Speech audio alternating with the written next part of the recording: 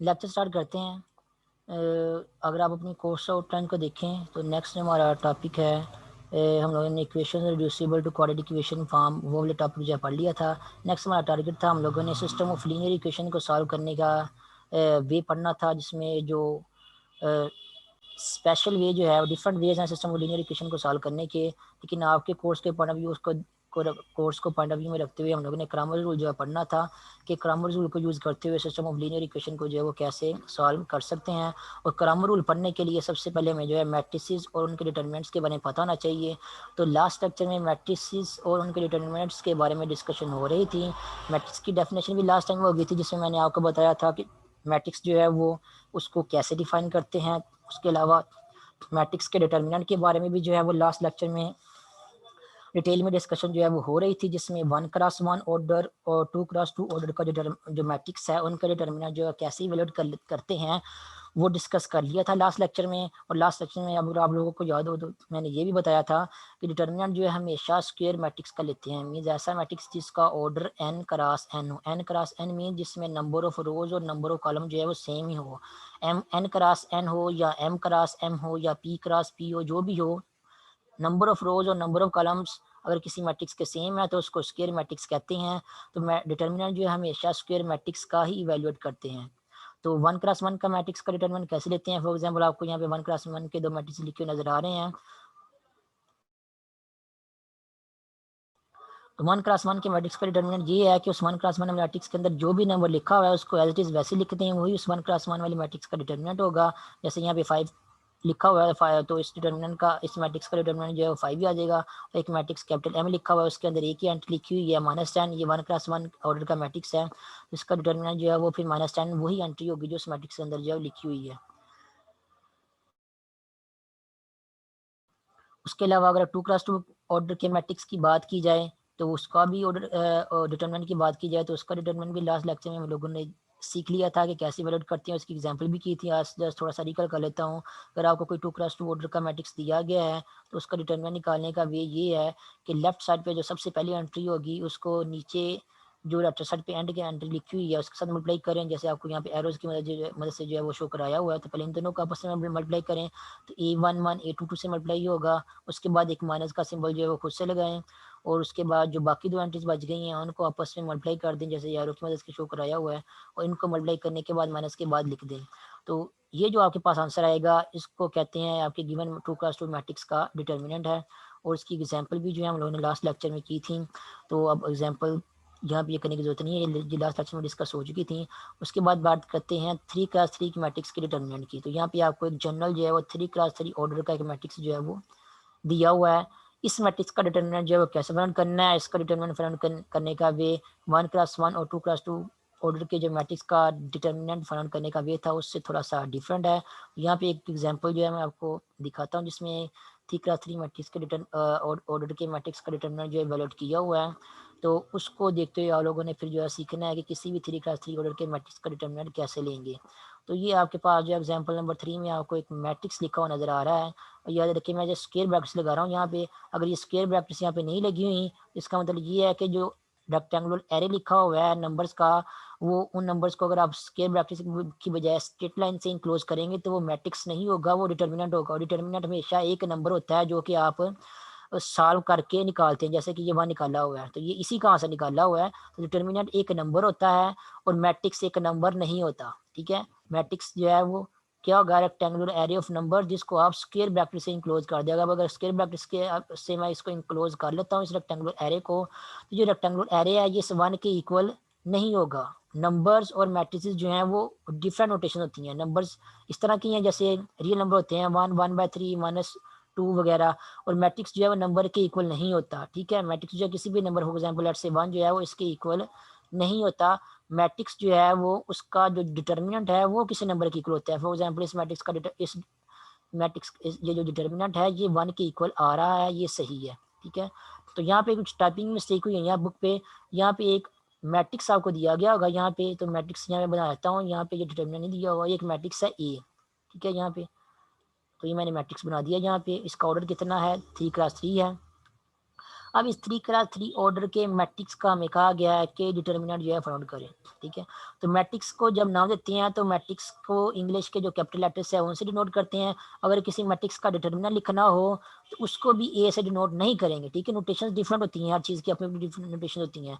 English के जो capital letters हैं उनसे अगर आपने मैट्रिक्स को डिनोट किया तो उस मैट्रिक्स का जो डिटर्मिनेंट होगा उसको क्या करेंगे, या तो उसकी साइड पे इस तरह लाइन लगा देंगे। तो ये क्या बन जाएगा, जो गिवन मैट्रिक्स आपको दिया गया है यहाँ पे, ये वाला मैट्रिक्स ए जो दिया गया है आपको यहाँ पे, उसका क्या बन जाएगा, डिटर्मिनेंट बन जाएगा, ठीक है।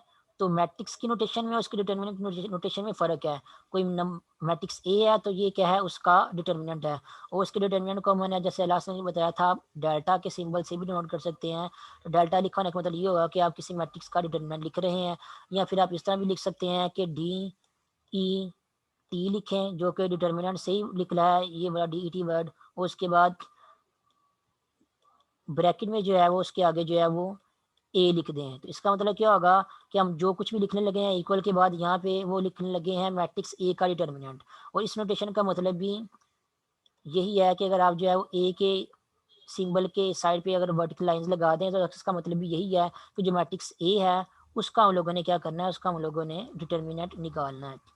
तो नोटेशन के बारे में प्रिसाइसली याद रखना। फिर से एक बार थोड़ा सा रिपीट कर दूं कि मैट्रिक्स जो है वो उसके उसमें जो रेक्टेंगुलर नंबर्स का रेक्टेंगुलर अरेंजमेंट होता है उसके इर्द गिर्द जो है वो स्क्वायर ब्रैकेट्स होती हैं। इस तरह जो है वो स्ट्रेट लाइन जो है वो नहीं होती, ठीक है। तो अगर स्क्वायर ब्रैकेट्स हैं तो वो मैट्रिक्स है, अगर स्क्वायर ब्रैकेट्स की बजाय इस तरह स्ट्रेट लाइन लगी हुई है तो मैट्रिक्स नहीं है, बल्कि वो क्या है, उस मैट्रिक्स का डिटर्मिनेंट है, ठीक है। फिर उसका डिटर्मिनेंट है, उसको सॉल्व करके आपको कोई ना कोई नंबर आंसर में मिलेगा। इसको सॉल्व करके आपको कोई नंबर नहीं मिलेगा, ठीक है, क्योंकि ये मैट्रिक्स है, मैट्रिक्स नंबर की इक्वल नहीं होता, उसका डिटर्मिनेंट जो है वो किसी ना किसी नंबर के इक्वल होता है। तो ये एक तो ये फ़र्क दोनों में। दूसरा ये, अगर मैट्रिक्स को आप लोगों ने इंग्लिश के कैपिटल लेटर से डिनोट किया हुआ है तो अगर आप उस कैपिटल लेटर की ये जो है वो लेफ्ट और राइट पे अगर स्ट्रेट लाइन लगा देते हैं तो फिर वो मैट्रिक्स नहीं रहेगी, मैट्रिक्स की नोटेशन नहीं रहेगी, वो मैट्रिक्स के डिटर्मिनेंट की नोटेशन बन जाएगी, ठीक है। या इस नोटेशन को भी मैट्रिक्स के डिटर्मिनेंट की नोटेशन के तौर पे यूज़ करते हैं, जिसको हम डेल्टा पढ़ते हैं। या फिर आप सिंपली इस तरह लिख सकते हैं डी ई टी ऑफ ए, जिसका मतलब ये है कि ए जो मैट्रिक्स ए है उसका डिटर्मिनेंट जो है वो किसके इक्वल होगा, वो नेक्स्ट आप लोगों ने फाइंड आउट करना होता है, ठीक है। वो इस मैट्रिक्स का डिटर्मिनेंट जो है इसकी इक्वल होगा। तो नोटेशन के पॉइंट ऑफ व्यू से भी आप लोगों ने याद रखना है कि फ़र्क होता है हर चीज़ के नोटेशन में। तो खैर ये आपको एक मैट्रिक्स दिया गया है, यहाँ पे मैट्रिक्स ए, इसका हम लोगों ने डिटर्मिनेंट जो है फाइंड आउट करना है। तो डिटर्मिनेंट 3x3 का मैट्रिक्स क्योंकि दिया हो यहाँ पे, तो इसका डिटर्मिनेंट फाइंड आउट करने का वे 1x1 और 2x2 का जो मैट्रिक्स था उसके फाइंड आउट कर उसका डिटर्मिनेंट फाइंड आउट करने से के वे थोड़ा सा डिफरेंट है, मिलता जुलता तो है उससे लेकिन थोड़ा सा डिफरेंट है।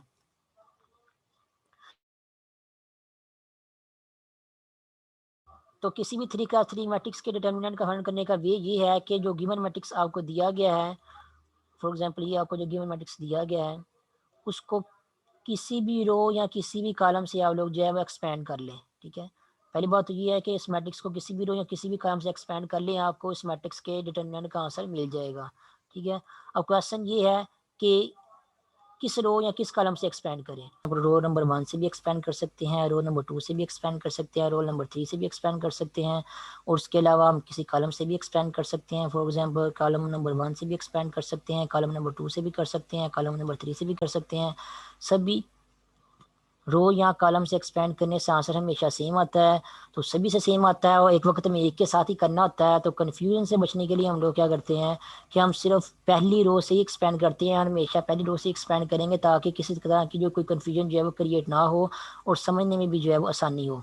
तो यहाँ पर जो पहली रो यहाँ पे आपको गिवन दी गई है हम उससे एक्सपेंड करेंगे। पहली रो में कौन कौन से एलिमेंट है, पहली रो में है +5, -2 और -4। ये पहली रो जिसमें ये 3 एलिमेंट है, हम इस रो से जो है अपने गिवन मैट्रिक्स जो है उसको एक्सपेंड करेंगे और फिर जो है डिटर्मिनेंट जो है फाइंड आउट करेंगे। तो यहाँ पे लिखा हुआ है expanding by first row we have. तो बाय फर्स्ट रो से एक्सपेंड करने का मतलब अब क्या है, मतलब ये है कि जब भी आपने कहना है कि फर्स्ट रो से एक्सपेंड कर रहे हैं तो इसका मतलब ये होगा क्या कि उस फर्स्ट रो में जो सबसे पहला एलिमेंट जो 5 आ रहा है यहाँ पे, आपने इसको एज इट इज़ जो है, चाहे वो प्लस के साथ लिखा हो चाहे वो माइनस के साथ लिखा हो, आपने उसको एज इट इज़ यहाँ पे लिख देना है, ठीक है। पहला काम ये करना है। उसके बाद फिर नेक्स्ट आप लोगों ने क्या करना है, आप लोगों ने अपने जेन में सोच लेना है कि यहाँ पे जो एंट्री आपने ली हुई है 5 एंट्री ली हुई है आप लोगों ने, वो उस एंट्री की जो रो है उस एंट्री का जो कॉलम है वो यहाँ पे आपने अपने ज़हन में सोच लेना है, कोई यहाँ पे नहीं लिखा हुआ, ठीक है।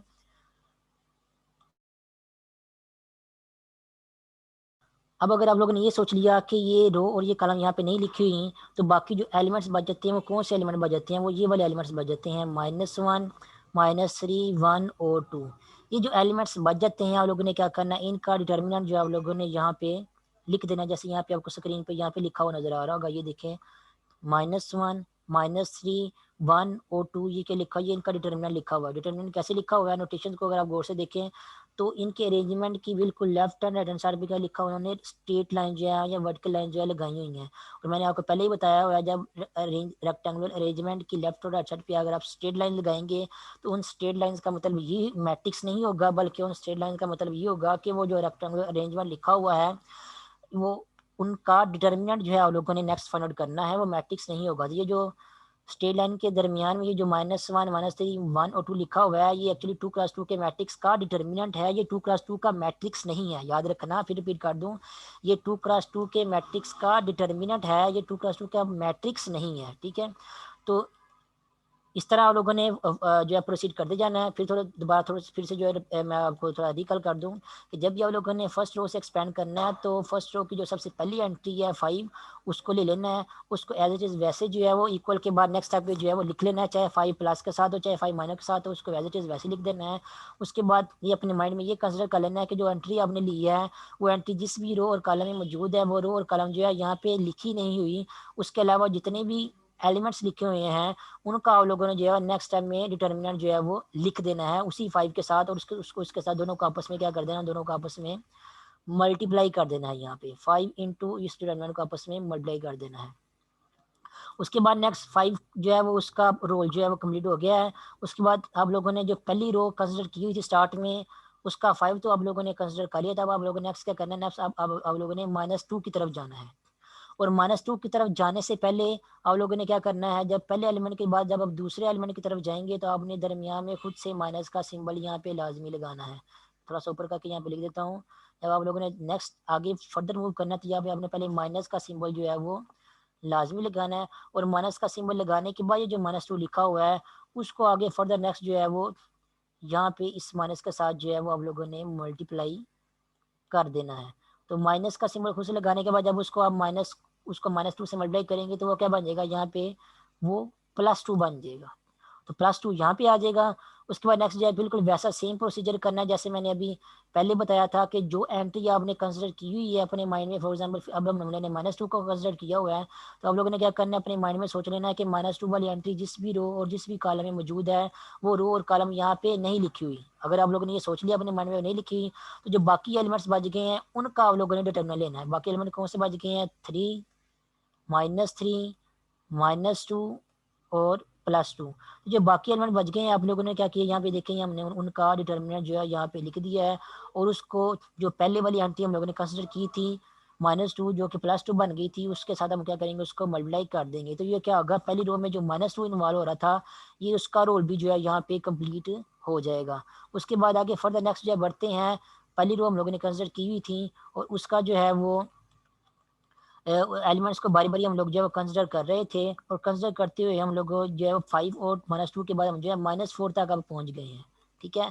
तो -4 का करेंगे अगेन वैसे जैसे पहले वाला प्रोसीजर किया था कि -4 को यहाँ पे जो है वो एज इट इज लिख देंगे।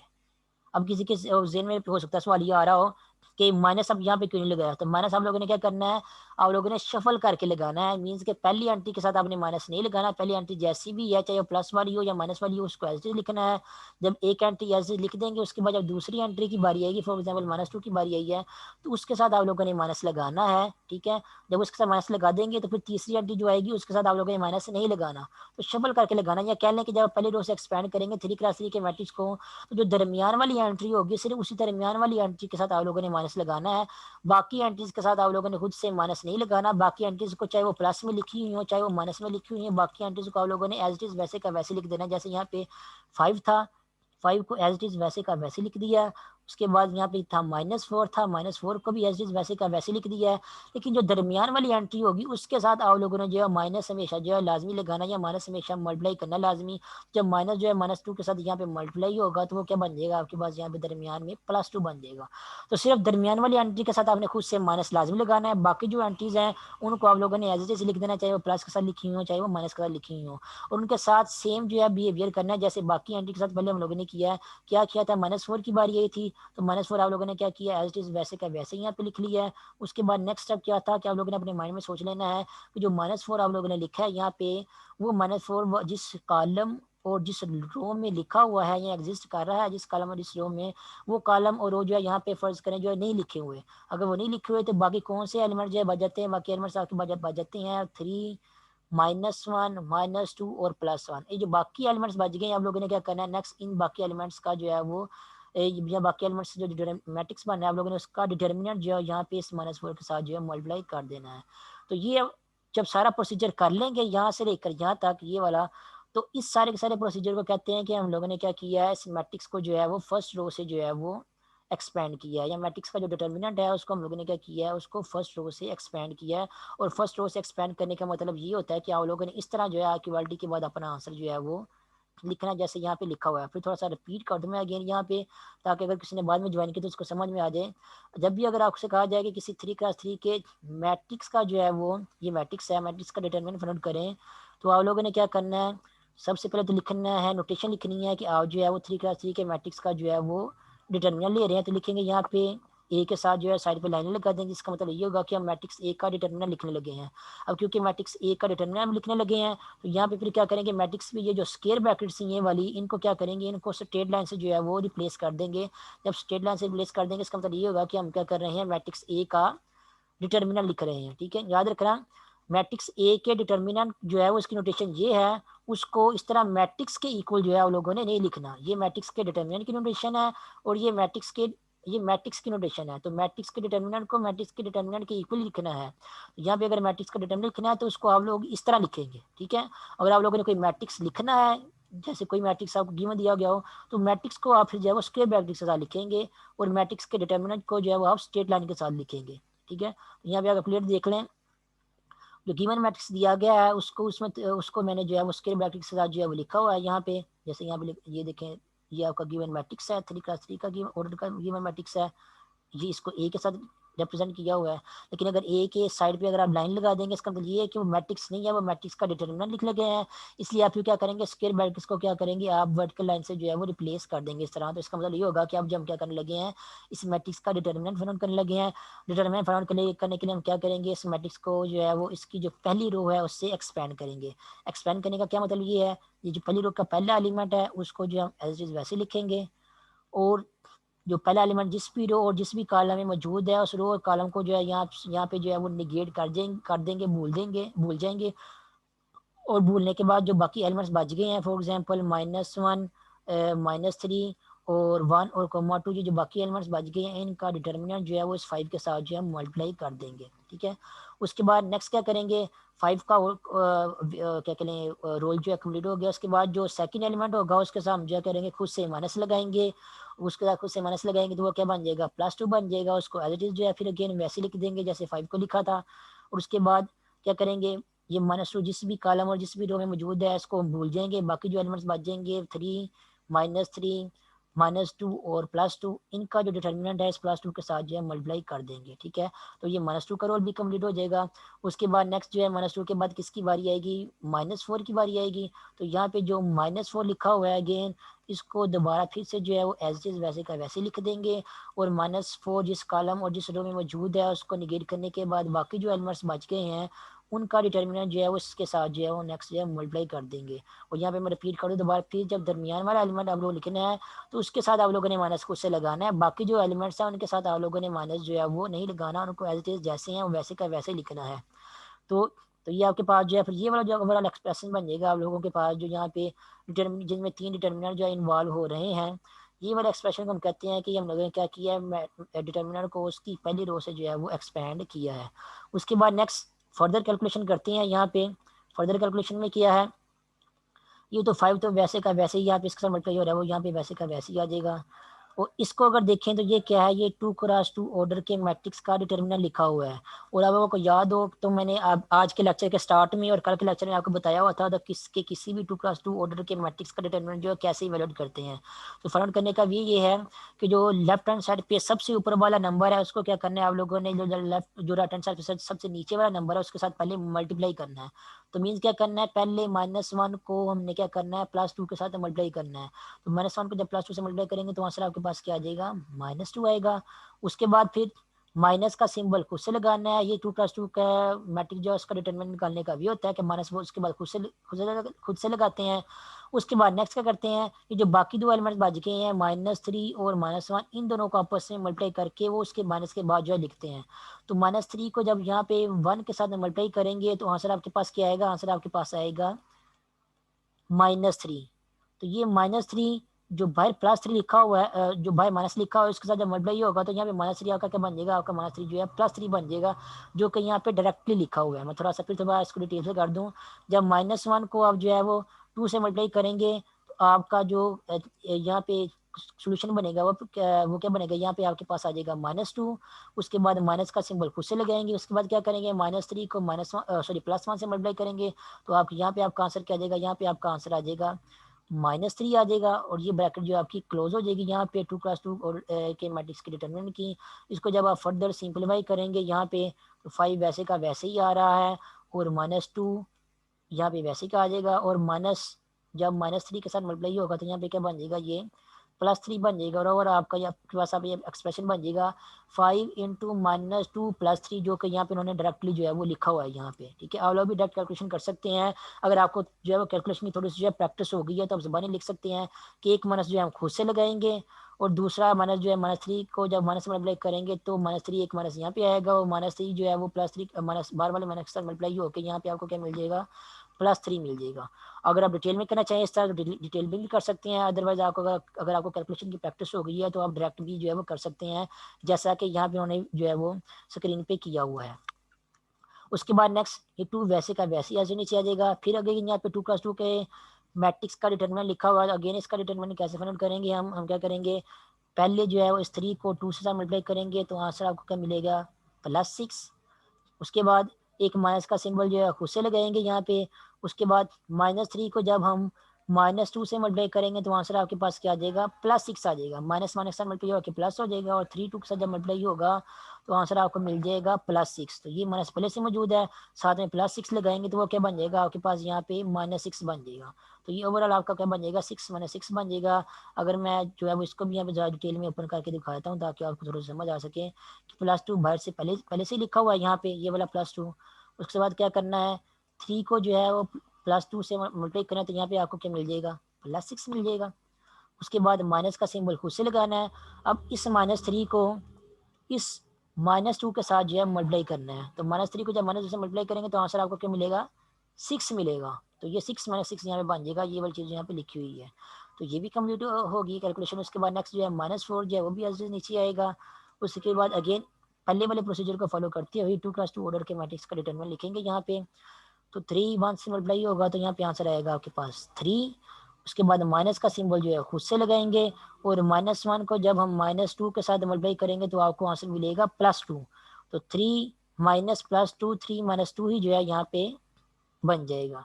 तो ये आपने हमने क्या किया, जो डिटरमिनेंट यहाँ पे इन्वॉल्व हो रहे थे उनके आंसर जो है वो नेक्स्ट टाइम में लिखे हैं। उसके बाद नेक्स्ट जो है कैलकुलेशन करें और सिंप्लीफाई करें। -2 और +3 वो किसके इक्वल होता है, +1 के इक्वल होता है। 6 - 6 वो 0 के इक्वल बन जाएगा और 3 - 2 जो है वो +1 के इक्वल बन जाएगा। उसके बाद 5 को 1 से मल्टीप्लाई करेंगे तो 5 मिल जाएगा। 0 को 2 से मल्टीप्लाई करेंगे तो यहाँ पे 0 आ जाएगा और -4 को जब 1 से मल्टीप्लाई करेंगे तो यहाँ पे -4 आ जाएगा। तो ओवरऑल यहाँ पे बन जाएगा 5 + 0 -4 और 5 + 0 -4 में किसके इक्वल बन जाएगा, वो 1 के इक्वल बन जाएगा। इसका मतलब जो गिवन मैट्रिक्स आपको गिवन दिया गया था ए, उसका डिटर्मिनेंट का आंसर जो है उसके डिटर्मिनेंट का आंसर आपको यहाँ पे मिल गया है, वो किसके इक्वल है, वो +1 के इक्वल आ गया है। तो डिटर्मिनेंट का आंसर कुछ भी आ सकता है, पॉजिटिव नंबर भी आ सकता है, नेगेटिव नंबर भी आ सकता है और 0 भी आ सकता है। वो आपकी डिटर्मिनेंट जो आपको मैट्रिक्स दिया गया है उस पर डिपेंड करता है। ठीक है, तो यहाँ पे जो 3 × 3 के ऑर्डर का जो मैट्रिक्स दिया हुआ था उसका डिटर्मिनेंट जो है यहाँ पे मैंने आपको कैलकुलेट करके बताया है कि किसी भी 3 ऑर्डर के मैट्रिक्स का डिटर्मिनेंट जो है वो कैसे इवेल्युएट करते हैं। उसके बाद नेक्स्ट जो है हम लोगों ने जाना है अब सिस्टम ऑफ इक्वेशन की तरफ कि अगर आपको सिस्टम इक्वेशंस दी गई हों तो उनको सॉल्व आप लोगों ने मैट्रिसेस को यूज़ करते हुए सॉल्व कैसे करना है। मैट्रिसेस को यूज़ करते हुए सिस्टम ऑफ इक्वेशन को सॉल्व करने के जो है वो कुछ मेथड्स हैं, जिनमें एक मेथड जो है मैट्रिक्स इन्वर्जन मेथड है। ठीक है, यहाँ पे लिखा हुआ है एक मेथड है करामर रूल, उसके अलावा भी मेथड होते हैं। फॉर एग्जांपल गास एलिमिनेशन मेथड भी है, उसमें भी मैट्रिसेस इन्वॉल्व होते हैं। गास जॉर्डन मेथड है, उसमें भी मैट्रिसेस इन्वॉल्व होते हैं। तो कुछ ऐसे मेथड्स हैं जिनको और मैट्रिसेस को यूज़ करते हैं हम जो है सिस्टम ऑफ लीनियर इक्वेशन को सॉल्व कर सकते हैं। लेकिन आपके कोर्स को अगर देखा जाए तो आपके कोर्स के पॉइंट ऑफ व्यू से फिलहाल मैंने आप लोगों को जो है सिर्फ करामर्स रूल ही सिखाना है या करामर रूल ही पढ़ाना है कि करामर्स रूल को यूज़ करते हुए सिस्टम ऑफ लीनियर इक्वेशन को जो है वो कैसे सॉल्व करते हैं। ठीक है, तो अगर सिस्टम ऑफ लीनियर इक्वेशन को सॉल्व करना है तो आपको पता होना चाहिए कि सिस्टम ऑफ लीनियर इक्वेशन जो है वो होती क्या है। सिस्टम ऑफ लीनियर इक्वेशन पढ़ने से पहले हम ये पढ़ते हैं कि लीनियर इक्वेशन क्या होती है। आप लोगों को याद हो तो मैंने आप लोगों को क्वाड्रेटिक इक्वेशन की डेफिनेशन पढ़ाई थी। ऐसी इक्वेशन जो इस फॉर्म की हो ए एक्स के plus B X plus C is equal to zero, और यहाँ पे जो ए लिखा हुआ है यहाँ पे एक्स स्क्वायर का कोएफिशिएंट वो ए जो है वो नॉट इक्वल टू ज़ीरो होना चाहिए, क्योंकि अगर आपका ए ज़ीरो हो जाएगा तो एक्स स्क्वायर यहाँ से खत्म हो जाएगा, और एक्स स्क्वायर खत्म हो जाएगा तो आपको सिर्फ जो है वो एक्स की पावर 1 वाली इक्वेशन बनेगी जो कि लीनियर इक्वेशन हो जाती है।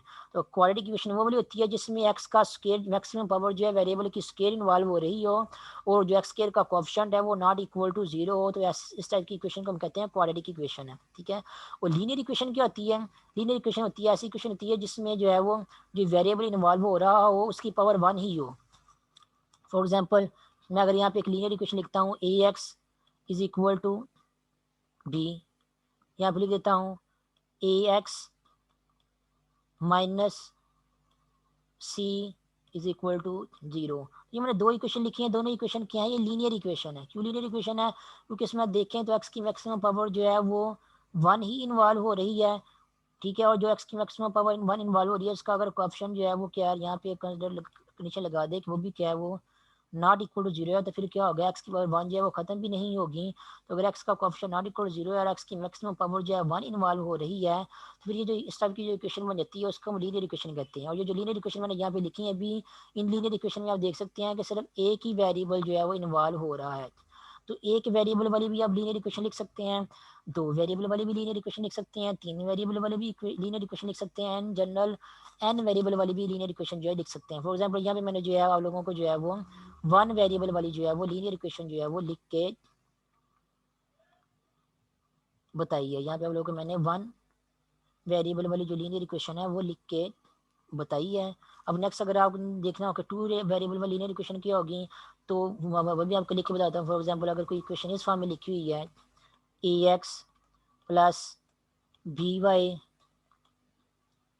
इज इक्वल टू सी, या फिर इस तरह लिखा हो ए x plus b y plus कोई कांस्टेंट लिखा हो, यहाँ पे लेट से प्लस डी लिखा हो और इज इक्वल टू ज़ीरो। तो ऐसी इक्वेशन जिसमें दो वेरिएबल इन्वॉल्व हो रहे हो और वेरिएबल की जो मैक्सिमम पावर आ रही है वो 1 ही हो, तो ऐसी इक्वेशन को भी लीनियर इक्वेशन कहते हैं। लेकिन ऐसी इसको कहते हैं कि ये लीनियर इक्वेशन है इन 2 वेरिएबल, ये होगी लीनियर इक्वेशन इन 2 वेरिएबल्स। ठीक है, इस तरह आप लीनियर इक्वेशन इन 3 वेरिएबल्स भी लिख सकते हैं, लीनियर इक्वेशन इन 4 वेरिएबल लिख सकते हैं। ओवरऑल इन जनरल आप जो है लीनियर इक्वेशन जो है इन n नंबर ऑफ वेरिएबल भी जो है वो लिख सकते हैं। तो ये थी लीनियर इक्वेशन की डेफिनेशन। लीनियर इक्वेशन का थी ऐसी इक्वेशन जिसमें जो वेरिएबल या अननोन इन्वॉल्व हो रहा होता है उसकी मैक्सिमम पावर जो है 1 हो और उसका कोएफिशिएंट जो है वो क्या हो, उसका कोएफिशिएंट जो है वो नॉट इक्वल टू ज़ीरो हो। तो ऐसी इक्वेशन को कहते हैं कि लीनियर इक्वेशन है। अब बस आप देख लें अगर एक ही वेरिएबल इन्वॉल्व हो रहा है तो वो क्या होगी, लीनियर इक्वेशन इन 1 वेरिएबल। अगर 2 वेरिएबल इन्वॉल्व हो रहे हैं तो वो होगी लीनियर इक्वेशन इन 2 वेरिएबल। इस तरह लीनियर इक्वेशन 3 वेरिएबल में भी होती है। फॉर एग्जाम्पल ये आप लोगों के पास जो इक्वेशन यहाँ पे लिखी नजर आ रही है, a11 कोई कोएफिशिएंट है और x1 एक वेरिएबल या अननोन है, उसके बाद प्लस a12 ये भी कोई एक कोएफिशिएंट है, और उसके बाद x2 जो है यहाँ पे अननोन या वेरिएबल इन्वॉल्व हो रहा है, और उसके बाद x13 a13 जो है ये भी आपके पास एक कोफिशिएंट है x3 का, और यहाँ पे x3 जो है वो यहाँ अननोन इन्वॉल्व हो रहा है इज इक्वल टू b1 कोई कांस्टेंट है। ये भी देखें यहाँ पे जितने भी अननोन इन्वॉल्व हो रहे हैं x1 x2 या x3, या इनकी जगह आप x y और z भी यूज़ कर सकते हैं, लेकिन एक्स वाई जी से 3 ही मिलती हैं आपको। उसके बाद अगर और वेरिएबल लिखने हो तो फिर वो क्या करते हैं, फिर x1 x2 x3 x4 जो है यूज़ करते हैं, ताकि जो है वेरिएबल लिखने में जो आसानी हो जाए। फिलहाल यहाँ पे उन्होंने x1 x2 x3 जो है उनको वेरिएबल का नाम दिया हुआ है। यहाँ पे इन वेरिएबल के देख रहे हैं तो इनकी मैक्सिमम पावर क्या आ रही है, इनकी मैक्सिमम पावर जो है वो 1 ही आ रही है। x1 जो वेरिएबल है उसकी मैक्सिमम पावर भी 1 है, x2 वेरिएबल की मैक्सिमम पावर 1 है, और x3 जो वेरिएबल इन्वॉल्व हो रहा है इसकी मैक्सिमम पावर भी 1 है। तो ओवरऑल ये जो यहाँ पे इक्वेशन लिखी हुई है ये है लीनियर इक्वेशन इन 3 वेरिएबल्स, ठीक है। क्योंकि जितने भी वेरिएबल इन्वॉल्व हो रहे हैं उनकी मैक्सिमम पावर 1 है, तो ये लीनियर इक्वेशन है। और 3 वेरिएबल इन्वॉल्व हो रहे हैं तो ये है लीनियर इक्वेशन इन 3 वेरिएबल्स। ये 3 वेरिएबल में इक्वेशन है आपके पास। और ये जो इक्वेशन लिखी हुई है ये आपके पास लिखी हुई है लीनियर इक्वेशन इन 2 वेरिएबल्स, ठीक है। तो लीनियर इक्वेशन इन 1 वेरिएबल भी हो सकती है, 2 वेरिएबल भी हो सकती है, 3 वेरिएबल में भी हो सकती है, and so on. In general n variable में भी लीनियर इक्वेशन जो है वो हो सकती है। लेकिन हम लोगों ने जो लीनियर इक्वेशन पढ़नी है फिलहाल वो हम लोगों ने जो है वो मैक्सिमम 2 या 3 वेरिएबल वाली लीनियर इक्वेशन जो है हम लोगों ने पढ़नी है। और सिस्टम ऑफ लीनियर इक्वेशन को सॉल्व करने का वे जो है वो अब पढ़ना है, जो कि है क्रैमर रूल। अब लीनियर इक्वेशन का तो आप लोगों को पता चल गया है। नेक्स्ट बात करते हैं सिस्टम ऑफ लीनियर इक्वेशन की, कि सिस्टम का वर्ड कब यूज़ करना है। सिस्टम का वर्ड तब यूज़ करना है जब आपके पास जो है वो 2 या 2 से ज़्यादा जो लीनियर इक्वेशन आपको दी गई हैं, उससे कहा जाए कि इनको सॉल्व करें। जैसे यहाँ पे देखें आपको 2 लीनियर इक्वेशन जो है दी गई हैं, अगर आपने इनको सॉल्व करना है तो इसका मतलब ये है कि आपको सिस्टम ऑफ लीनियर इक्वेशन जो है दिया गया है। इस तरह आप यहाँ पे देखें आपको 3 इक्वेशन जो है वो लीनियर इक्वेशन सॉल्व करने के लिए अगर दी गई हैं तो आप कहेंगे कि आपको जो है वो सिस्टम ऑफ 3 लीनियर इक्वेशन जो है वो दिया गया है जिनको आप लोगों ने सॉल्व करना है। तो लीनियर इक्वेशन कभी पता चल गया आपको, सिस्टम में पता चल गया कि अगर 2 या 2 से ज़्यादा लीनियर इक्वेशन आपको दी गई हैं सॉल्व करने के लिए, तो आप कहेंगे कि आपको सिस्टम ऑफ लीनियर इक्वेशन जो है वो दिया गया है सॉल्व करने के लिए, ठीक है। तो ये तो हो गया सिस्टम ऑफ लीनियर इक्वेशन क्या होता है। उसके बाद नेक्स्ट डेफिनेशन है होमोजीनियस लीनियर इक्वेशन क्या होती है, या कहने के नॉन होमोजीनियस लीनियर इक्वेशन जो है वो क्या होती है।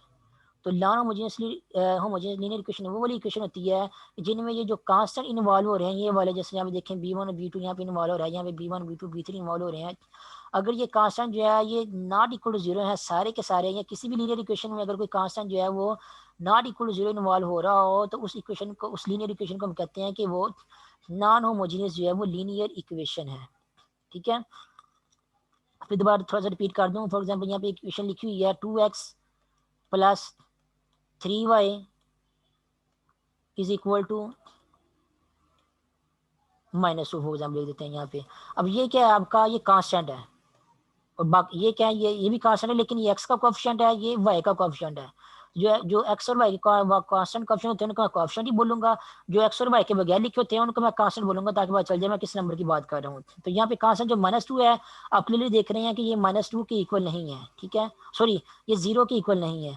अब क्योंकि ये लीनियर इक्वेशन है, उस लीनियर इक्वेशन में जो कांस्टेंट आ रहा है वो जो है वो 0 के इक्वल नहीं है, इसलिए लीनियर इक्वेशन क्या होगी, नॉन होमोजीनियस लीनियर इक्वेशन होगी। जिसमें कांस्टेंट जो है वो नॉट इक्वल टू जीरो हो उसको हम कहेंगे नॉन होमोजीनियस लीनियर इक्वेशन, और जिसमें कांस्टेंट जो है वो 0 के इक्वल आ जाए उसको हम जो है वो होमोजीनियस लीनियर इक्वेशन कहेंगे। फॉर एग्जांपल यहाँ पे अगर मैं -2 की जगह जो है वो 0 कर दूं यहाँ पे, तब ये जो इक्वेशन बन जाएगी ये वाली, इसको हम कहेंगे कि ये क्या है, होमोजीनियस लीनियर इक्वेशन।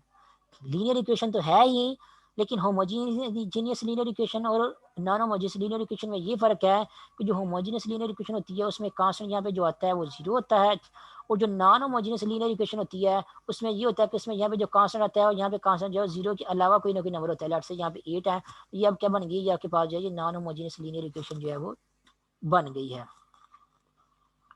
उसके बाद नेक्स्ट ये है कि हम लोगों ने सिस्टम ऑफ लीनियर इक्वेशन को जो है वो सॉल्व करने का मेथड जो है पढ़ना है, जिसमें एक मेथड तो आता है मैट्रिक्स इन्वर्जन मेथड और दूसरा मेथड है क्रैमर रूल। लेकिन हम लोगों ने सिर्फ जो है वो क्रैमर रूल ही पढ़ना है यहाँ पे आपके इस कह लें कि कोर्स में।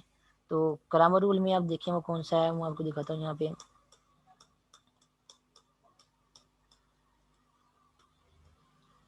तो ये आपको जो है वो एक एग्जाम्पल नंबर 10 में एक क्वेश्चन नजर आ रहा है जिसको उन्होंने जो है वो क्रैमर रूल से जो है वो सॉल्व किया हुआ है। तो क्रैमर रूल से सॉल्व करने का किसी सिस्टम ऑफ लीनियर इक्वेशन को वे किया है, और कैसे कैसे सॉल्व करते हैं, और वो फिर हम जो है फिर नेक्स्ट लेक्चर में करेंगे। कि आज के लेक्चर का टाइम जो है वो ऑलमोस्ट ख़त्म हो गया है। जिसमें आपको थोड़ा सा ये बता दूं कि यहाँ पे आप देख लें कि ये तीनों ही जो हैं वो जो लीनियर इक्वेशन आपको सॉल्व करने के लिए दी गई हैं, या जो आपको system of linear equation solve करने के लिए दिया गया है बाय क्रैमर रूल, ये देख लें ये तीनों इक्वेशन जो है वो लीनियर इक्वेशन है, क्योंकि तीनों इक्वेशन में जो अननोन आ रहे हैं x1 x2 x3, तीनों की मैक्सिमम पावर क्या आ रही है, 1 आ रही है। और उसके अलावा ये क्या है, ये लीनियर इक्वेशन है, उसके अलावा ये नॉन होमोजेनियस लीनियर इक्वेशन है। नॉन होमोजेनियस लीनियर इक्वेशन क्यों है, क्योंकि इनमें जो कांस्टेंट आ रहे हैं वो कांस्टेंट देख लें, 3 को देख लें, 1 को देख लें, 2 को देख लें, वो क्या है, कांस्टेंट जो है वो नॉट इक्वल टू जीरो है तीनों। इसलिए आपके पास क्या है, ये आपके पास system of non homogeneous linear equation आपको दिया गया। ये आपका फिर रिपीट कर दूं, मैं लिख देता हूँ यहाँ पे, आपको थोड़ा समझ आ जाएगी। आपको एक सिस्टम दिया गया और ये क्या है, system of non homogeneous, system of non homogeneous linear equations दिया गया है आपको। इस system of non homogeneous linear equation का आप लोगों ने जो क्रैमर रूल से जो है वो सॉल्व करना है। ठीक है, सिस्टम इसलिए कह रहे हैं क्योंकि ये आपको 2 या 2 से ज़्यादा इक्वेशन दी गई हैं, इसलिए सिस्टम का वर्ड यूज़ कर रहे हैं। नॉन होमोजेनियस इसलिए कह रहे हैं क्योंकि इनमें जो कांस्टेंट आ रहे हैं वो कांस्टेंट क्या आ रहे हैं, नॉट इक्वल टू जीरो आ रहे हैं, इसलिए ये non homogeneous system of equation है। और लीनियर इक्वेशन इसलिए कह रहे हैं क्योंकि इसमें जो अननोन इन्वॉल्व हो रहे हैं उनकी मैक्सिमम पावर जो है सभी में क्या आ रही है, 1 आ रही है। तो इसलिए क्या है, system of non homogeneous linear equations. इस सिस्टम को जो है वो सॉल्व करना है हम लोगों ने by method of Cramer rule. और क्रैमर रूल जो है वो हम फिर जो है वो नेक्स्ट लेक्चर में करेंगे। आज के लेक्चर में के लिए इतना ही काफ़ी। फिर